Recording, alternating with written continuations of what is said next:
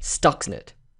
Probably one of the most advanced malware infections that the world has ever seen. This is one beautiful piece of malicious code, and during its peak, it actually infected between 100,000 and 300,000 systems. Though as we'll see, this is not really its main objective. The story behind the discovery of Stuxnet is extremely interesting, and is almost a legend in itself. We've seen strains of Stuxnet all the way back to 2009. However, it was first discovered in 2010 by a very small antivirus provider called VirusBlockAda. Sergey Lassain, a developer and leader at the firm, received a call from one of his clients based out of Iran. The client said that several of their systems were throwing up blue screens of death, and the systems crashed even after a fresh install, which is one of the first signs of a persistent virus infection. When he got back to work that week, Lassain connected to his client's network and began poking around. He quickly found a program that was doing its best to stay hidden, and saw something interesting. This software was digitally signed by a reputable company. This was startling because it meant that the software could silently install itself on any system without needing permission from the user.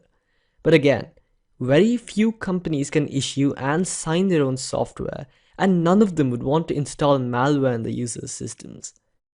He poked around a little and made another startling discovery. The malware was exploiting a flaw in Windows in order to silently install itself onto systems. Lassain made his discovery public, and several vendors and researchers began to try their hand at analyzing it. A little while later, researchers discovered that Stuxnet was looking for the presence of some software created by Siemens called Step 7. Step 7 was used to manage production lines and display real-time data to an operator. But this software was used in hundreds if not thousands of production facilities around the world. So what was Stuxnet after? Another thing that they discovered, which was even more interesting, was that Stuxnet was 150,000 lines long. Though not the best measurement, when you compare this to the average phone app or a space shuttle at 400,000 lines, that's absolutely massive for a virus. Stuxnet spread through USB drives. It grew so quickly that at one point people were actually gluing the USB ports to prevent themselves from being attacked. Remember, no one actually knew what it was after. They just knew that there was an advanced threat on the loose and no one knew what it wanted or how to stop it. So let's get back on track. Once Stuxnet found a system with Step 7 installed, it looked for the presence of a programmable logic controller, or a PLC, that allowed the computer to interface with the actual production lines. It would then take over the PLCs and would look for another set of instructions. The manufacturer of the microchip had to belong to two very specific companies. If it did, it would then check to see if the rotation speed of the engines was between 807 and 1210 Hz, and only then would it actually execute its real payload. So think about it. We're talking about a very specific target here. In fact, semantic researchers came to the conclusion that Stuxnet was targeting uranium enrichment plants in Iran. This was further backed up by the fact that Iran temporarily shut down its plants while issuing a very vague public statement, and thus Stuxnet came to an end. Its aim was to destroy a large number of centrifuges in Iran, but it was never realized, or if it was, Iran's government was not very open about it. However, this still made Stuxnet one of the very first advanced persistent threats, and definitely the first one that attempted to cause physical damage. An interesting point that you may want to note here was that Stuxnet actually failed because of a bug in its code.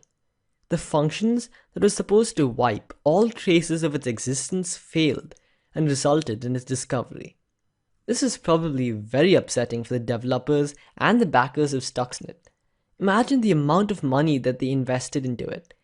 Even by the lowest of zero-day prices, Stuxnet would have cost hundreds of thousands of dollars for just the intelligence and the cost to create and proliferate.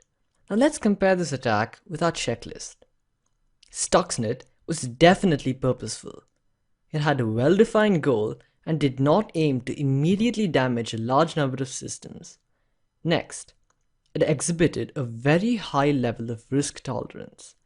The aim with Stuxnet was to stay hidden until it infected a centrifuge controller and then begin to ruin it. In fact, even when it began to destroy the centrifuge, it continued its attempts to stay hidden by feeding the operator a stream of valid data, thus making it look okay. But it's fair to say that Stuxnet's main goal, that was to cause mass damage, was never actually realized. More than the monetary loss, having to rebuild the facility at Natanz would have set Iran's nuclear program back quite significantly. Next, Stuxnet was definitely capable of differentiating between short-term and long-term gains. With the extent that it spread, and coupled with the fact that it used 40 days, Stuxnet had the capability to make more than 100,000 systems a part of its botnet, if it had wanted to. But it didn't, because the creators were capable of differentiating between short and long-term gains.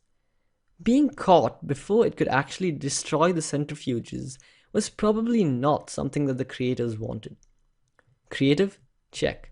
They managed to chain together an incredible set of attacks and a lot of intelligence in order to create that infection vector. Sophisticated? Check.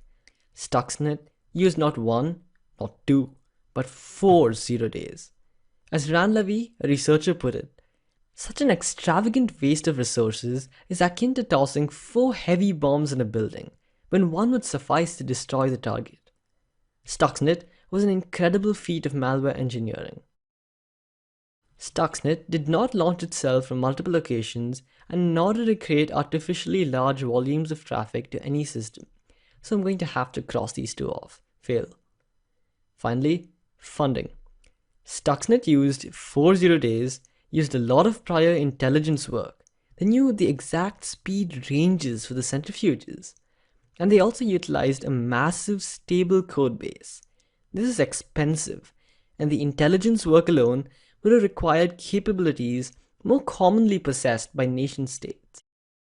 Kaspersky created a website quite some time ago in which they create and maintain a timeline of all advanced persistent threats that we've seen, ranging from Stuxnet all the way to more advanced ones like Poseidon. Let's take a look.